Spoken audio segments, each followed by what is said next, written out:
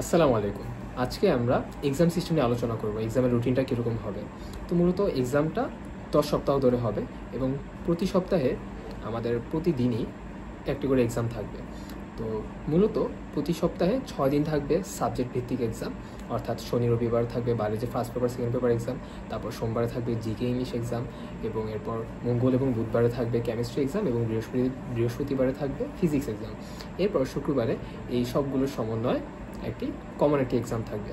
তো এই এক্সাম সিস্টেমটা আমাদের জন্য খুবই কার্যকরী হবে। তাহলে আমরা একসাথে আমাদের সবগুলো বিষয় সম্পর্কে একটি পাকাপোক্ত একটা প্রিপারেশন হবে, রিভিশনটা খুব ভালো হবে আশা করা যায়। তো এখানে আমরা রুটিনটা আসলে কীভাবে মেক করব। তো বায়োলজি, বিশেষ করে যেমন বায়োলজি এক্সামটা, তো বায়োলজি আমরা এখানে টোটাল কয়টা এক্সাম পাবো? 20টা এক্সাম পাবো। এই 20টা এক্সামের মধ্যে আমরা প্রথম যে 12টা এক্সাম নেব, সেক্ষেত্রে বড় বড় যে চ্যাপ্টারগুলো আছে, যেমন কোষের গঠন, উদ্ভিদ সারি তত্ত্ব, তারপর জুলজিতে আছে মানব সারি তত্ত্ব, সমন্বয় নিয়ন্ত্রণ, এই চ্যাপ্টারগুলো বড় বড় চ্যাপ্টারগুলো একদিনে একটা করে এক্সামই থাকবে। আর ছোটো যে চ্যাপ্টারগুলো, যেমন ধরা যাক ব্রায়োফাইটা, টেরিডোফাইটা, তারপর শৈবাল ছত্রাক, এগুলো একটা করে থাকবে। এগুলো একদিনে 2টো করে থাকবে এক্সামগুলো। এইভাবে করে আমরা রুটিনগুলো সেট করেছি এবং আমরা 20টি এক্সামের মধ্যে দিয়ে পুরো বোটানি এবং জুওলজি সম্পূর্ণ শেষ করবো ইনশাআল্লাহ। এরপর ধরা যাক ফিজিক্সের রুটিনটা কীরকম হতে পারে। ফিজিক্সে আমরা সপ্তাহে ফিজিক্সের একটি রুটিনই থাকবে, একটি এক্সামই থাকবে ফিজিক্সে। তো নিউটনিয়ান মেকানিক্স, ভেক্টর, এটা মিলে একটা চ্যাপ্টার, একটি নিয়ে একটা এক্সাম হতে পারে। তারপর কাজ, ক্ষমতা, শক্তি, মহাকর্ষ, বিকর্ষ, এটি নিয়ে একটি এক্সাম হতে পারে। এরকমভাবে ফিজিক্সের রুটিনটা সাজানো হবে, একটি বড় অধ্যায় এবং একটি ছোট অধ্যায়ের সমন্বয়ে। কেমিস্ট্রির ক্ষেত্রে অন্তত আমরা 6টি এক্সামের ব্যবস্থা করার চেষ্টা করব, এবং বাকি যে চ্যাপ্টারগুলো আছে, যেমন গুণগত রসায়ন, পর্যায়বৃত্ত ধর্ম, রাসায়নিক যে পরিবর্তন, এই চ্যাপ্টারগুলোর উপর 2টি করে এক্সাম থাকবে। আর পরিবেশ রসায়ন, এটির উপরেও 2টি করে লেকচার থাকবে, এক্সাম থাকবে। এবং বাকি যে চ্যাপ্টারগুলো আছে, কিছু চ্যাপ্টার, সেগুলোর উপর জাস্ট শুধুমাত্র একটি করে এক্সাম থাকবে।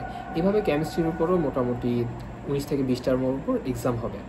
এবং জিকে ইংলিশের এক্সামগুলো কীরকম হবে, যেমন জিকে যে ইম্পর্টেন্ট টপিকগুলো, যেমন ইন্টারন্যাশনাল যে টপিকটা এখন বর্তমানে খুবই ইম্পর্টেন্ট, তারপর মুক্তিযুদ্ধের যে টপিকটা, এটাও ইম্পর্টেন্ট। এই টপিকগুলোর উপর বেশ কিছু এক্সাম হবে।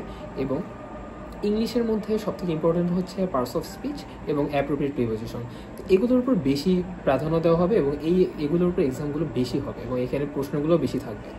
এবং কিছু কিছু আছে যেমন স্থাপত্য, ভাস্কর্য, তাছাড়া আরও আছে যেমন বাংলাদেশের নদ নদী, এগুলোর উপর খুব বেশি এক্সাম আমরা গুরুত্ব দিব না এক্সামে। তা আমরা যেগুলো বেশি আসে পরীক্ষায়, সেগুলোর উপরই বেশি গুরুত্ব দিয়ে থাকবো। এই ছিল আমাদের এক্সাম রুটিন নিয়ে কিছু কথাবার্তা। এবার এক্সামের টাইমটা কখন হবে। আমরা জানি মেডিকেল এক্সাম আমাদের কখন হয়ে থাকে, সকাল 10টা থেকে 11টা পর্যন্ত। তা আমাদের এক্সাম টাইমটাও থাকবে একদম ফিক্সড, সকাল 10টা থেকে আমরা 12টা পর্যন্ত রেখেছি, যেন কারো কোনো প্রবলেম থাকলে 2 ঘন্টার মধ্যেই যেন সে দিতে পারে। এরপর আমরা আসবো যে আমাদের যে কোশ্চেন, সেই কোশ্চেনের কোয়ালিটি কেমন হবে। কোশ্চেন কোয়ালিটিটা আমরা এখানে 60 থেকে 70% প্রশ্নগুলো হবে প্রিভিয়াসলি মেডিকেলের অ্যাডমিশনে আসা প্রশ্ন অথবা ভার্সিটি অ্যাডমিশনে আসা প্রশ্নগুলো, এবং অনুশীলনীতে থাকা যে প্রশ্নগুলো। এখান থেকে বিশেষ করে যে প্রশ্নগুলো বেশি কনফিউজিং, সেই প্রশ্নগুলি থাকবে। একদম সহজ পানির মতো এই প্রশ্নগুলো সাধারণত থাকবে না। তা আমরা এখানে খুবই সিলেক্টিভলি কোশ্চেনগুলো অ্যাড করব, যেন তোমাদের প্রিপারেশনটা আরও ভালো হয় এবং এক্সামের মাধ্যমে তোমরা তোমাদের প্রিপারেশনটাকে যাচাই করতে পারো যে তোমাদের রিভিশনটা কত ভালো হয়েছে। আর বাকি যে 30% কোশ্চেন থাকবে, সেই 30% কোশ্চেন সাধারণত কনসেপচুয়াল হতে পারে এবং বইয়ের ভিতর থেকে একটু ট্রিকি হতে পারে, যেন তোমরা বুঝতে পারো যে তোমাদের পড়ার গভীরতাটা কতটুকু ছিল। তো এইখানে মূলত এই যে 60 থেকে 70% যে কোশ্চেন, যেগুলো আসলে প্রিভিয়াসলি এসেছে এই টাইপের প্রশ্ন বা অনুশীলনের প্রশ্ন, এগুলো যদি তোমরা এই পরিমাণ মার্ক তোমরা তুলতে পারো, ধরা যাক 100তে তোমরা যদি 70 মার্ক তুলতে পারো এই এক্সামগুলোতে, তাহলে ধরা যাক আশা করা যায় যে তোমার মেডিকেলে অ্যাডমিশনের চান্স পাওয়ার ক্ষেত্রে খুব অনেকটা এগিয়ে থাকবে। আর বাকি যে 30% প্রশ্ন, সেগুলো যদি তোমরা ক্র্যাক করতে পারো বা সেগুলো যদি তোমরা 50% অ্যান্সার করে ফেলতে পারো, তার মানে বোঝা যাবে যে তোমাদের মেডিকেল অ্যাডমিশন তোমাদের খুবই ভালো একটা প্রিপারেশন হয়েছে এবং তোমাদের চান্স পাওয়ার সম্ভাবনা খুবই বেশি, এবং বাকিটা আল্লাহ ভরসা। তো এই ছিল আমাদের এক্সাম ব্যাচ নিয়ে যত কথা। Best of luck.